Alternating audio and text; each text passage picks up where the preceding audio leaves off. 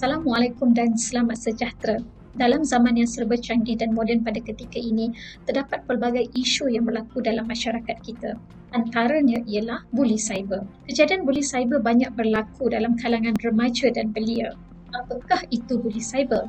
Buli cyber ialah sesuatu perbuatan yang mengancam, mengugut ataupun memalukan seseorang individu. Dan perbuatan ini dilakukan melalui medium elektronik ataupun peranti elektronik. Sebagai contoh, telefon bimbit ataupun komputer. Terdapat pelbagai jenis buli cyber yang ada pada ketika ini. Sebagai contoh, yang pertama, menghantar mesej yang berbau ancaman ataupun ugutan kepada seseorang individu.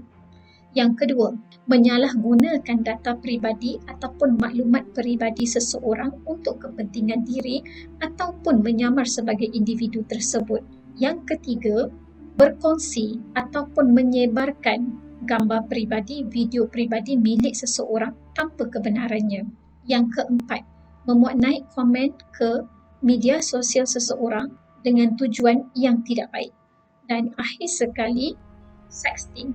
Sexting ialah berkongsi mesej ataupun menghantar mesej, gambar ataupun video yang berunsur seksual kepada seseorang individu. Terdapat pelbagai kesan yang akan dialami oleh seseorang yang mengalami buli cyber. Antaranya ialah kesan kepada kesihatan mental dan fizikal. Seseorang yang mengalami buli cyber akan mengalami tekanan emosi.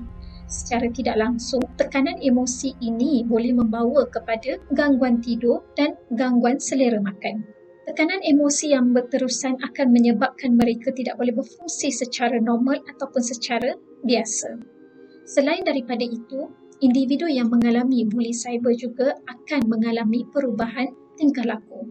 Sebagai contoh, mereka akan sentiasa berasa gelisah dan ketakutan apabila menerima mesej ataupun email daripada seseorang individu. Seterusnya, seseorang yang mengalami buli cyber juga akan mengalami perubahan sosial. Sebagai contoh, mereka akan kurang bersosial dan menjauhkan diri serta mengasingkan diri daripada rakan-rakan sebaya serta ahli keluarga.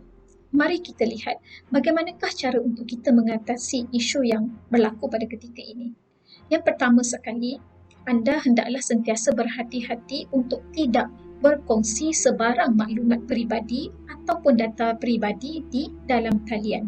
Lebih-lebih lagi di dalam media sosial. Seterusnya, hendaklah kita sentiasa menjaga privasi diri sendiri dengan tidak berkongsi sebarang data kepada individu yang tidak dikenali.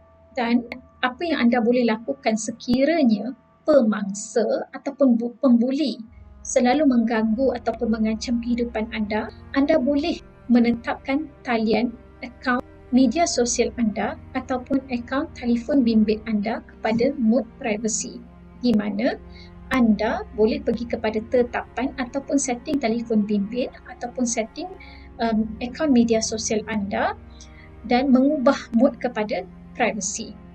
Jadi, anda boleh mengawal kemasukan ataupun boleh mengawal daripada pemangsa ataupun pembuli daripada terus menghubungi ataupun menghantar mesej-mesej yang tidak baik kepada anda. Seterusnya, anda juga boleh melawat ke laman sesawang Cyber 999, iaitu laman sesawang yang didirikan bagi membantu anda untuk membuat aduan, sebarang aduan berkaitan dengan buli cyber. Di sini anda boleh meletakkan sebarang aduan ataupun melaporkan apa-apa kejadian buli cyber yang sedang dihadapi dan mereka akan membantu anda menghadapi ataupun mereka akan membantu anda mengatasi masalah tersebut. Seterusnya, ibu bapa di rumah dan juga penjaga di rumah hendaklah sentiasa memastikan ataupun memantau penggunaan media sosial di kalangan anak-anak ataupun remaja di rumah.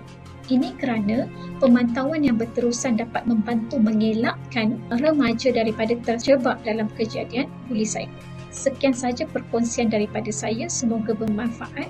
Sekian, terima kasih.